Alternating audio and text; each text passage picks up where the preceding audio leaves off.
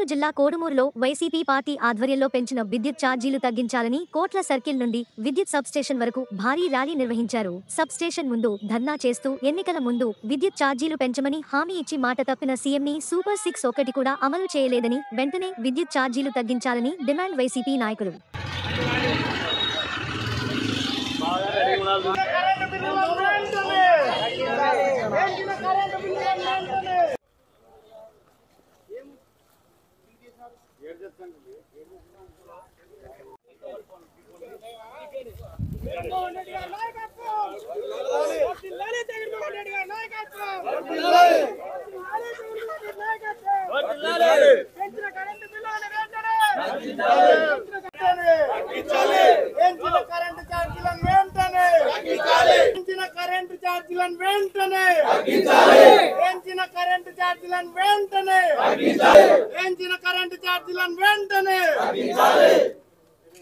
చంద్రబాబు నాయుడు ఎన్నికల ముందు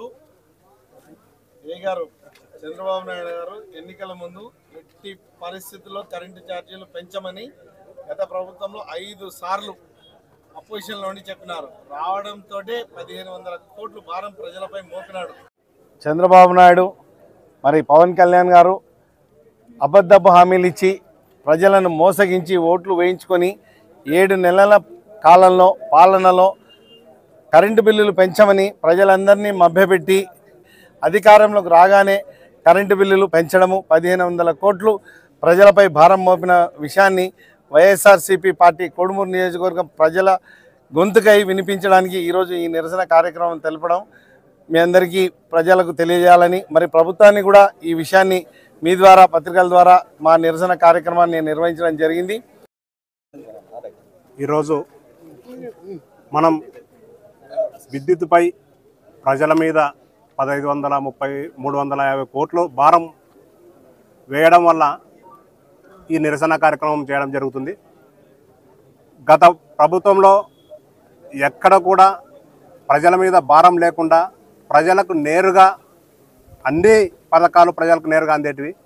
అబద్ధపు హామీలతో కూటమి ప్రభుత్వం అధికారంలోకి వచ్చింది.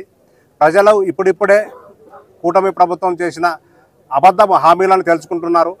ప్రతి విషయంలోనూ కూడా సూపర్ 6 అన్నారు, ప్రతి ఒక్కరికి నిరుద్యోగ భృతి అన్నారు, ప్రతి మహిళకు 1500 అన్నారు, తల్లికి వందనం అన్నారు.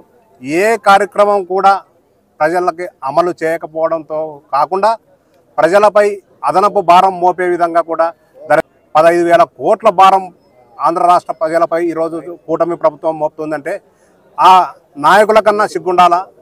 కనీసం వాళ్ళని వెనకేసుకొచ్చుకున్న బీజేపీ ప్రభుత్వానికి, పవన్ కళ్యాణ్ ప్రభుత్వానికన్నా ఈ రోజుకైనా నిజం తెలుసుకోండి.